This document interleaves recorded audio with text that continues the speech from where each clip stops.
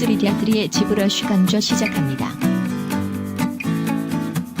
이번 동영상은 지브러쉬 2019 버전 신기능 중에서 3D 프린팅 모델 제작에 유용한 기능을 살펴보고자 합니다. 대략 7가지가 추가된 걸로 아는데 지금부터 랜덤하게 살펴보겠습니다. 지브러쉬를 시작하면 나타나는 라이트박스가 펼쳐진 화면창에서 샘플 씬을 로드해봅니다. 디테일하게 구성물이 많은 두 발 달린 로봇이네요. 프리뷰 렌더 해보면 다음과 같은데 이것을 카툰 렌더로 바꿔보도록 하죠. 라이트박스 내부에 새로운 렌더 프리셋 항목이 추가되어 있답니다. 프리셋으로 종류가 다양하게 존재하네요. 그중 하나를 선택하고 프리뷰 렌더를 해봅니다.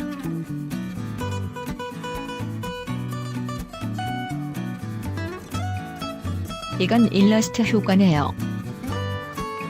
다른 것도 선택해서 볼까요? 렌더링 적용이 안 되는 것들은 PPR 버튼을 클릭해서 적용합니다. 드래그 해보면 많은 프리셋이 다양하게 구비되어 있답니다. 더블 클릭만 해도 렌더가 진행되며 적용되는 경우도 있네요.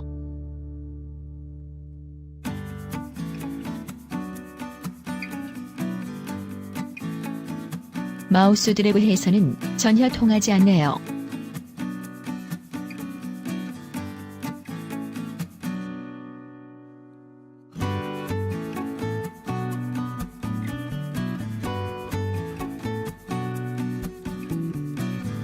다음으로는 서브툴 안에 폴더 기능이 추가되었답니다. 작업하다 보면 구성물이 많아 정리가 안 되었는데 정말 필요했던 기능입니다. 이전 버전에서는 못 보던 슬라이더 바가 존재하네요. 드래그 해보면 감춰진 오브젝트를 볼 수 있게 주르륵 나열해주는군요. 공간이 부족해서 표시 안 된 객체도 선택할 수 있게끔 하는 꼭 필요한 장치입니다. 새로운 뉴 폴더 버튼을 클릭하여 폴더 이름을 정하고 클릭하면 폴더가 생기면서 선택된 객체가 폴더 안으로 들어가 버립니다.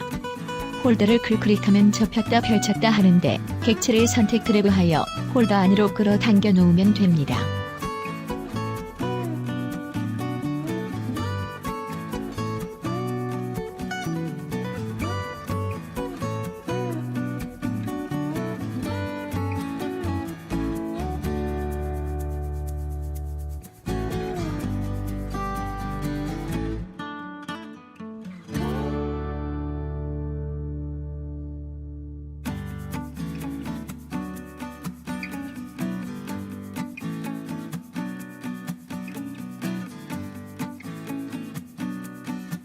폴더 간의 이동도 자유롭고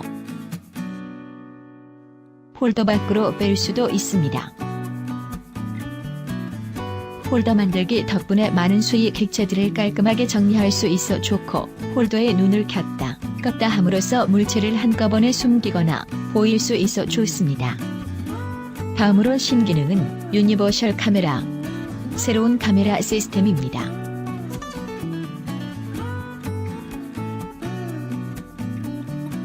상단 풀다운 메뉴 중 드로우 항목 안에 카메라 옵션이 존재하는군요.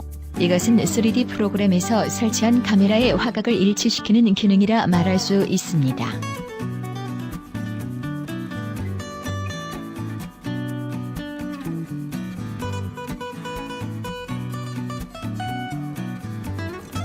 라이트박스에서 데모 헤드씬을 불러오고 테스트해보겠습니다.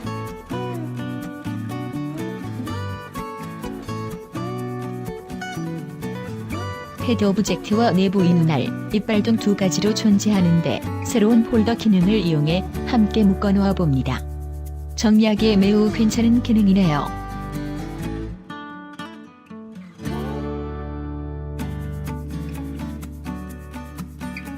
카메라 화각이 여러 개 존재하는데 수치가 작을수록 왜곡이 심해집니다. 적당히 28mm 화각으로 설정해봅니다. 이렇게 설정된 카메라 뷰를 맥스로 불러오기 가능한데 플러그인 메뉴 안에 FBX를 이용하면 내보내기 할 수 있습니다. 옵션은 그대로 놔둔 채 익스포트합니다.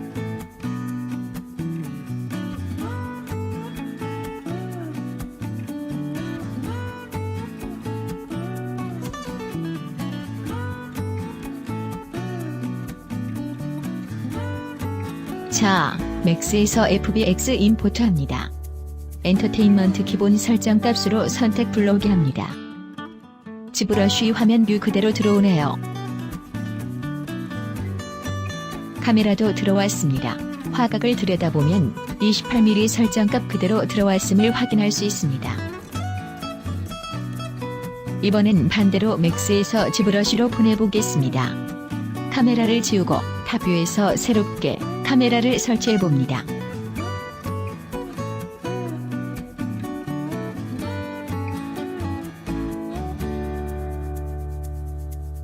화각을 35mm 설정해보고 간단히 오브젝트도 추가해보겠습니다.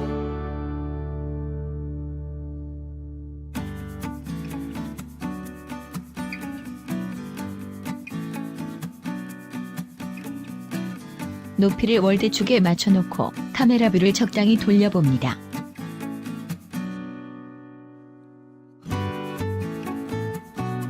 이 상태를 FBX로 내보내게 합니다.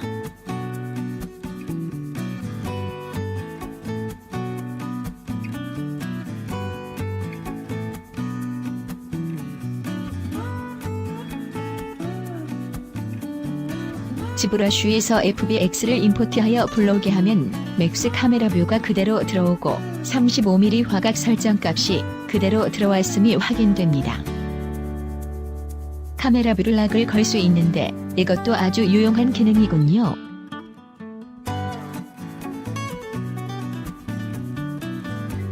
그 다음은 기존의 스포트라이트가 업데이트되었는데 알파 채널 이미지 또는 블랙 앤 화이트 이미지를 이용하여 모델링할 수 있는 스냅샷 3D 기능으로 아주 훌륭합니다.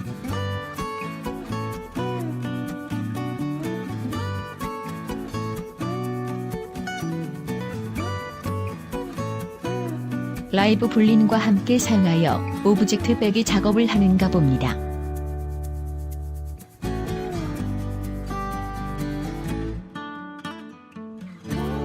그럼 간략하게 사용법을 알아보겠습니다.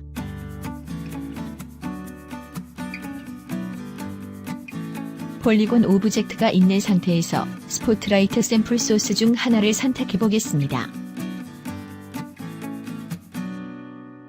키보드 Z키를 눌러 스포트라이트 작업창이 나타나면 이미지 중 하나를 선택 이동하여 원하는 크기를 조정합니다.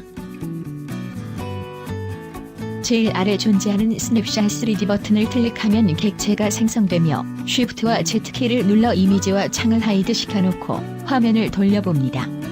두께가 있는 오브젝트가 만들어졌네요. 서브툴 안에 새로운 객체가 들어있고요. 다른 알파 이미지를 선택해봅니다.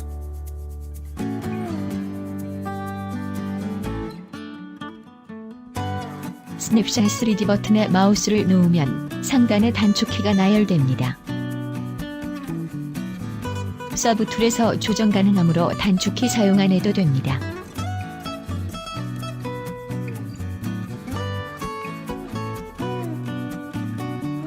무브 툴을 이용해 측면에서 스케일을 조정할 수 있고요. 서브툴에서 오브젝트 빼기를 할 수 있습니다만 반드시 라이브 불린 버튼이 활성화돼야만 합니다.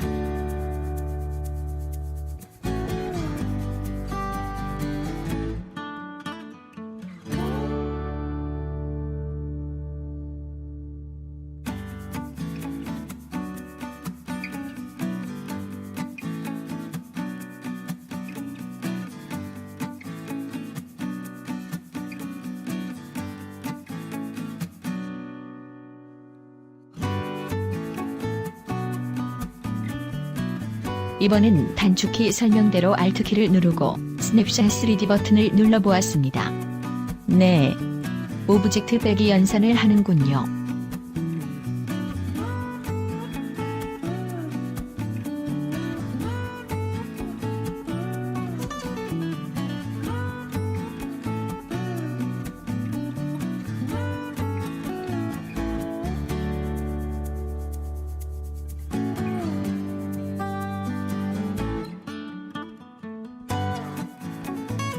이번에도 또 다른 알파 이미지를 선택해서 오브젝트를 추가해봅니다. 서브 툴 메뉴 안에서 빼기 보태기가 가능하므로 단축키 사용 없이도 언제든지 모양을 변경할 수 있어 좋습니다. 불필요한 오브젝트를 제외시키려면 삭제하고 반드시 분린 명령을 적용해야만 완전한 객체가 하나 되어 별도로 만들어집니다.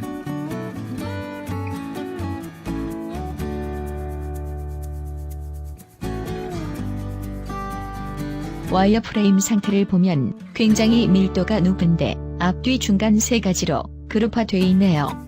픽솔러지 홈페이지에서 동영상을 보시면 알파 이미지로 모델링하는 방법이 매우 쉽게 느껴집니다.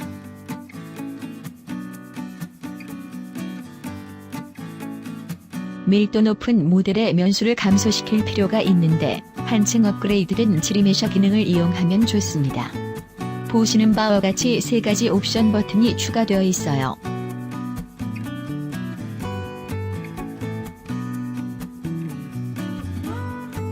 일단 지리메셔 버튼을 클릭해서 기본적으로 어떤 변화가 있는지 확인해 봅니다.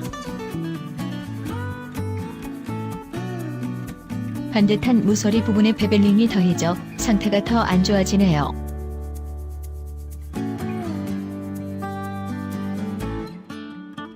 킵 크리시즈 버튼을 활성화시키고 적용하면 그리스준 부분을 유지시켜주나 봅니다. 이 모델은 그리스준 부분이 없으니 효과가 없는 듯하고 디텍트 엣지는 엣지 부분을 찾아 깔끔하게 처리하나 봅니다.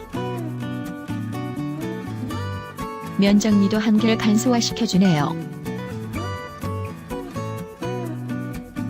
레가시 2018 버튼을 활성화시키면 새로운 두 개의 버튼이 꺼지는 걸 보니 2018 버전의 지리메셔를 사용하게 되나 봅니다. 다음 기능은 인터섹션 마스커. 모델들의 겹쳐진 부분에 마스크를 생성시키나 봅니다.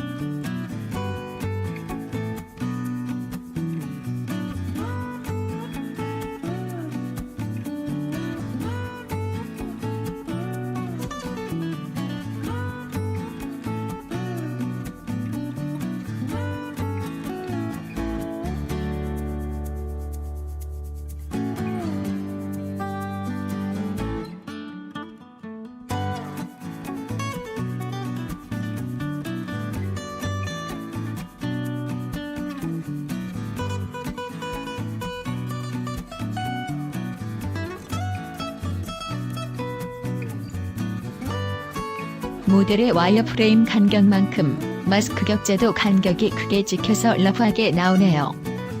X자 모델의 밀도가 높은 만큼 얼굴 모델도 서브 디비전을 더 촘촘히 줘야만 합니다.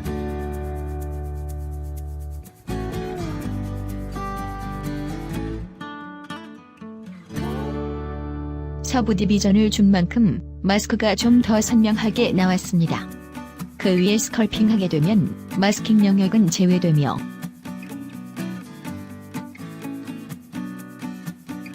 전 상태로 되돌아가 마스크를 반전시켜 작업할 수도 있습니다.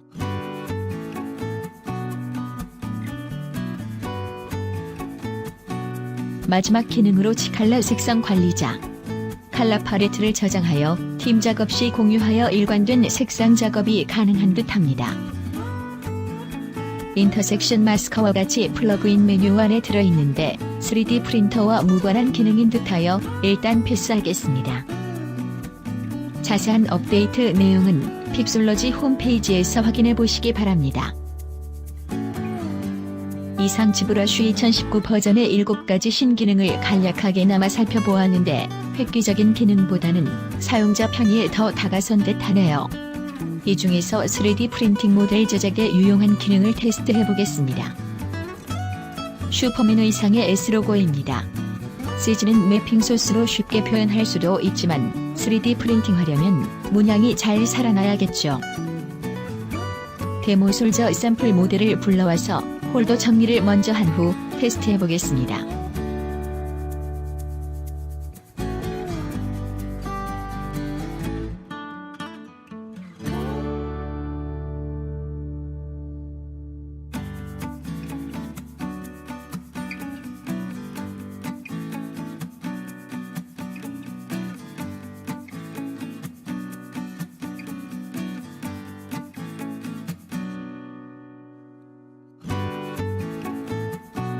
와이어 프레임 상태를 보면 그룹으로 파츠가 나뉘어 여러 색상으로 구분되어 있는데 컨트롤 W키를 눌러 하나의 그룹으로 통합합니다.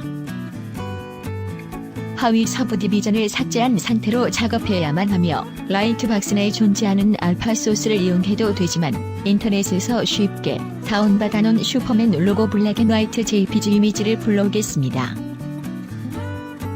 이미지를 반전시키면 검은색 바탕은 투명하게 빠지는데 알파 채널이 없는 JPG 이미지라서 인텐서티 값을 조정해서 깔끔하게 검은색 조를 완전히 빼버릴 수 있습니다. 포토샵에서 알파 채널을 만들어 가지고 오면 더 확실하겠죠.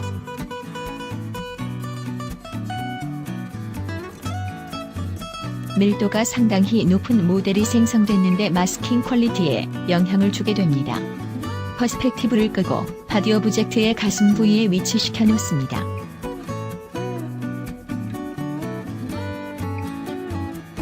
측면에서 S로고 오브젝트를 앞쪽으로 이동시킨 후 바디 오브젝트와 머지시켜야만 하는데 밀도를 비교해보니 바디 오브젝트의 서브 디비전을 더 줘야겠네요. 로우 서브 디비전을 삭제시키고 두 오브젝트를 머지시킨 후 인터섹션 마스커를 적용합니다.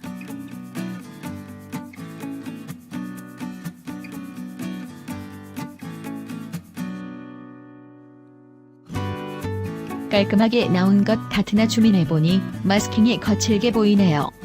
바디 오브젝트의 서브 디비전을 한두 차례 더 줘야 할 듯합니다. 그런 다음엔 마스크를 반전시킨 후 인플레이트 슬라이더를 움직여 적당히 돌출되게 만들면 됩니다.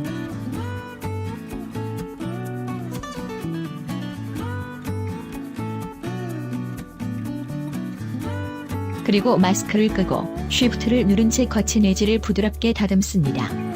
면수가 부족하다 보니 엣지의 계단 현상이 나타났네요. 이런 식의 간단하고 쉬운 돌출된 로고 작업이 가능한데 와이어 프레임을 보면 전체적으로 서브 디비전을 주다 보니 원치 않는 부분까지 밀도가 높아지므로 데이터 용량이 커지는 단점이 발생합니다. 이런 단점을 보완하고자 본인은 효과를 적용할 부분적인 곳에만 집중적으로 서브 디비전을 주고 있는데 참고하시기 바랍니다.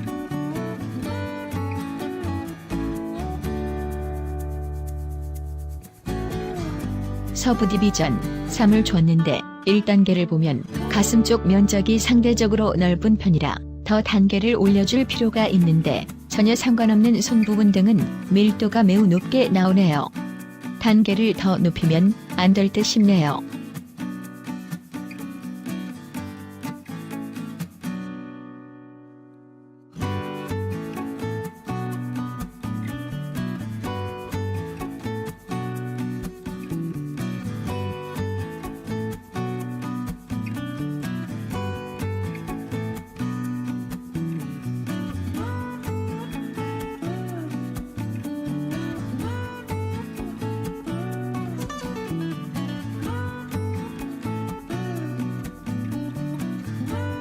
메쉬 밀도가 엄청나게 미세하군요. 마스크가 적용될 바디 오브젝트는 서브 디비전 면이 다 보입니다.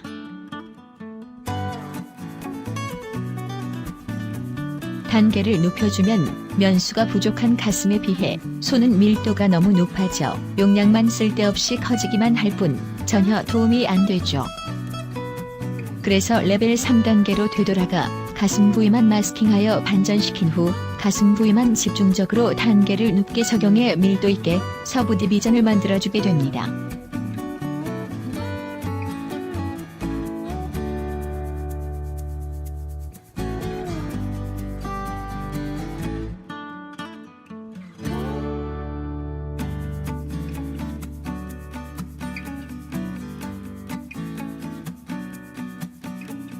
그런 다음 두 오브젝트를 머지시킨 후 인터섹션 마스커를 적용해보면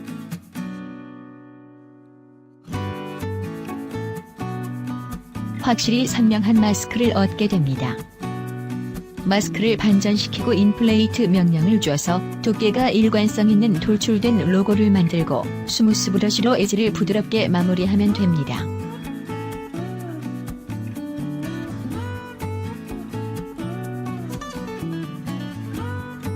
부분적인 곳에만 마스킹을 주고 서부 디비전 단계를 높여줘서 전체 모델은 스무스 적용이 안 돼 각이진 폴리곤 면이 다 보입니다. 한 단계를 더 올려주고 마스킹 작업을 시작하던지 계속적으로 스컬핑 작업을 통해 부드럽게 다듬어줄 필요가 있답니다. 이 경우를 보면 손과 가슴의 면 구성이 바뀌었어야 하지 않을까 싶군요. 처음부터 모델링할 때 정교한 부분은 메쉬를 집중적으로 모이게 계획을 세워서 작업할 필요가 있음을 느낍니다. 세부 묘사가 필요한 곳은 밀도 높게 면을 구성하고 덜 신경 가는 곳은 단순하게 처리할 필요가 있지요.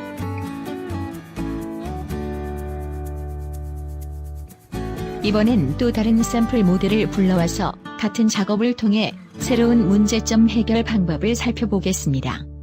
같은 작업을 진행하니 잘 보시기 바랍니다.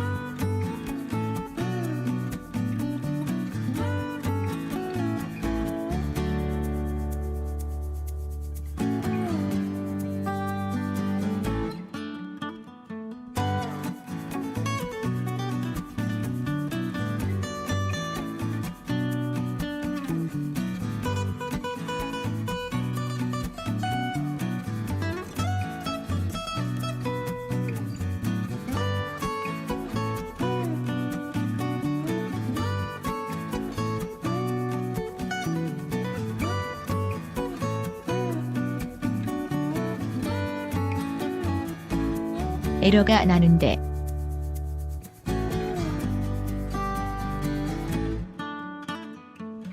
열린 면이 있어서 그렇습니다. 아랫면을 닫아줍니다. 반드시 닫힌 솔리드 모델로 제작해야만 합니다.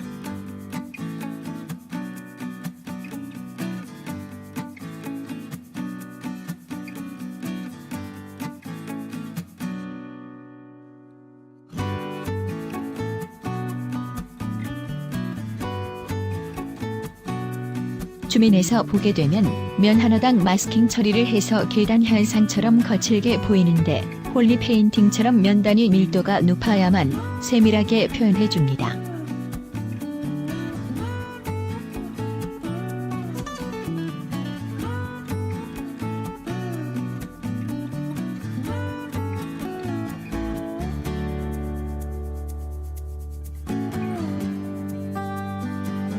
이마 부분만 별도로 마스킹 처리 후 반전해서 서부 디비전을 좀 더 주고 밀도 높게 만듭니다.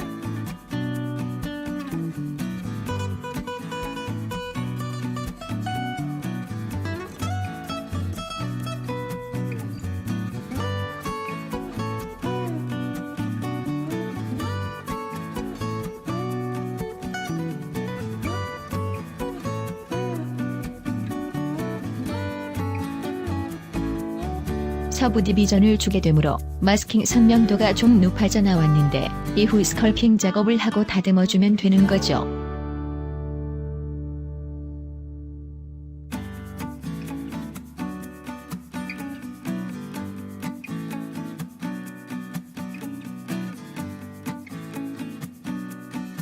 이번엔 FDM과 DLP의 슬라이싱 처리하는 방식에 대해 간단히 예를 통해 알려드리겠습니다. FDM은 하나의 노즐이 경로를 따라 움직이는 방식이므로 속이 빈 서페이스 모델이어야만 합니다. 외형적 레이어가 일관되게 연속성이 있어야만 출력 실패가 없답니다.